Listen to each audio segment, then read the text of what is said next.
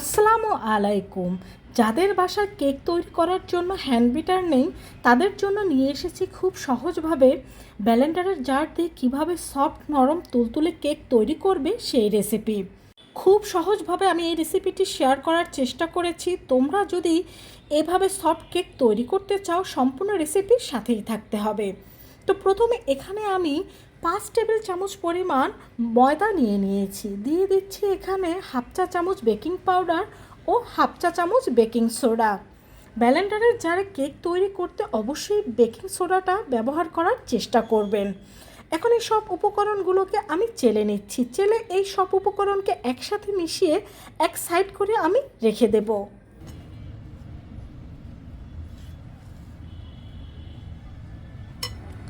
এখন এখানে আমি একটা ব্লেন্ডারের জার নিয়ে নিয়েছি। তো প্রথমে এখানে আমি স্বাভাবিক তাপমাত্রার 2টো ডিম নিয়ে নিচ্ছি। তোমরা চাইলে এখানে আরও বেশি ডিম ব্যবহার করে এই কেকটা তৈরি করে নিতে পারো, তবে ডিমটা কিন্তু অবশ্যই স্বাভাবিক তাপমাত্রা নিয়ে নিতে হবে। দিয়ে দিচ্ছি এর মধ্যে আমি 5 টেবিল চামচ পরিমাণ চিনি, আর দিয়ে দেব এখানে আমি 3 টেবিল চামচ পরিমাণ রেগুলার সয়াবিন তেল। এখানে আরও দিয়ে দিচ্ছি আমি 3 টেবিল চামচ পরিমাণ লিকুইড গরুর দুধ, আর এই গরুর দুধটাও কিন্তু স্বাভাবিক তাপমাত্রার হতে হবে। তো এখন সব উপকরণগুলোকে আমি 5 থেকে 6 মিনিট ভালোভাবে ব্লেন্ড করে নেব। তবে এটা কিন্তু একবারে ব্লেন্ড করা যাবে না, 1 মিনিট পর পর ব্লেন্ডারের জারটাকে থামিয়ে থামিয়ে এটাকে ব্লেন্ড করে নিতে হবে। তো আমাদের সব উপকরণ একসাথে ব্লেন্ড করে নেওয়া হয়ে গিয়েছে। তো এখন একটা বাটিতে এই ব্যাটারটাকে আমি ঢেলে নেব। এখন এর মধ্যে আমি দিয়ে দেব কয়েক ফোঁটা ভ্যানিলা এসেন্স। ভ্যানিলা এসেন্সটাকেও এই ব্যাটারের সাথে আমি ভালোভাবে একটা হ্যান্ড উইচ দিয়ে মিশিয়ে নেব। এখানে ভ্যানিলা এসেন্সের পরিবর্তে আপনারা যে কোনো ফ্লেভারেই ব্যবহার করতে পারেন। তো আমরা যে শুকনো উপকরণগুলোকে চেলে একসাথে মিশিয়ে নিয়েছিলাম সেই শুকনো উপকরণগুলোকে আমি আবার চেলে এর সাথে ভালোভাবে মিশিয়ে নেব। তবে এটা হালকা হাতে কিন্তু আস্তে আস্তে করে মিশিয়ে নিতে হবে। এখানে আমি হ্যান্ড উইক্স ব্যবহার করছি, আপনারা চাইলে স্পেলা অথবা কাঁটা চামচ দিয়ে এটাকে ভালোভাবে মিশিয়ে নিতে পারেন। তো যেটুকু বাকি ছিল সেইটুকু আমি চেলে এর মধ্যে মিশিয়ে দিচ্ছি।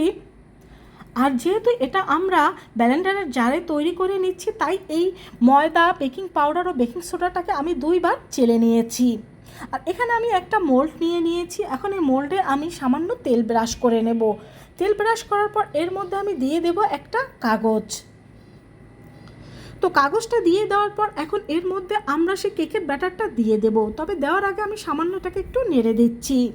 বন্ধুরা, ব্লেন্ডারের জারে কিন্তু এই কেক বানানো খুবই সহজ, তোমরা নিশ্চয়ই দেখতে পাচ্ছ। আর শেষ পর্যন্ত আমার সাথেই থাকো, তাহলেই দেখতে পাবে যে এটা কতটা সফট হয়েছে। তো এটাকে এখন সামান্য আমি ট্যাপ করে নিচ্ছি। আর চুলায় আমি একটা পাত্র বসিয়ে দিয়েছি, তার মধ্যে দিয়ে দিচ্ছি একটা স্ট্যান্ড। এখানে আমি সিলভারের হাঁড়ি ব্যবহার করছি, তোমরা চাইলে ননস্টিকের কড়াই বা তোমাদের কেকের মোল্ড বসানো যায় এরকম যে কোনো হাঁড়ি ব্যবহার করতে পারো। তো আমি কেকের মোল্ডটা স্ট্যান্ডের উপর বসিয়ে দিয়ে একটা ঢাকনা দিয়ে ঢেকে দিচ্ছি। আর এর উপরে যে কোনো একটা ভারী কিছু দিয়ে দেবো যাতে ভিতরের তাপমাত্রা বের না হতে পারে। এখন আমি 30 থেকে 35 মিনিট অপেক্ষা করব। ফিরে আসলাম আমি 35 মিনিট পরে। তো দেখতেই পাচ্ছ আমাদের কেকটা কিন্তু একেবারে পারফেক্টভাবে বেক হয়ে গিয়েছে। আর এটা কতটা পারফেক্ট হয়েছে একটা শাসলিক কাঠি দিয়ে আমি দেখিয়ে দিচ্ছি। দেখো, শাসলিক কাঠির সাথে কোনো প্রকার কোনো ব্যাটার লেগে আসছে না, তার মানে আমাদের কেকটা পারফেক্টভাবে বেক হয়ে গিয়েছে। এখন কেকটাকে আমি নামিয়ে কিছুটা ঠান্ডা করে একটা ছুরির সাহায্যে চারপাশটা এভাবে করে ছাড়িয়ে এটাকে আমরা মোল্ড আউট করে নেব। আর মোল্ড আউট করে নেওয়ার পর তোমাদের আমি দেখিয়ে দেব ব্লেন্ডার জারেও কতটা পারফেক্টভাবে এই সফট কেক তৈরি করে নেওয়া যায়। তো বন্ধুরা, এখন থেকে তোমাদের যাদের বাসায় হ্যান্ড বিটারটা নেই তারা কিন্তু খুব সহজে এই রেসিপিটা ফলো করে এইভাবে সফট এই কেকটা তৈরি করে নিতে পারো। আর কেকটা সফট কতটা হয়েছে তা নিশ্চয়ই দেখে বুঝতে পারছো। এই রেসিপিটা ফলো করে একবার হলেও বাসায় ট্রাই করে দেখবে, দেখবে তোমাদের কেকও এরকম পারফেক্ট হবে।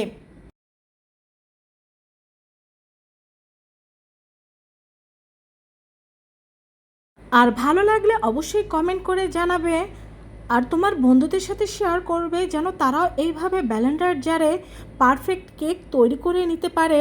কেকটা এতটাই সফট ছিল যে কাটতে গিয়ে অনেকটা ভেঙে যাচ্ছিল।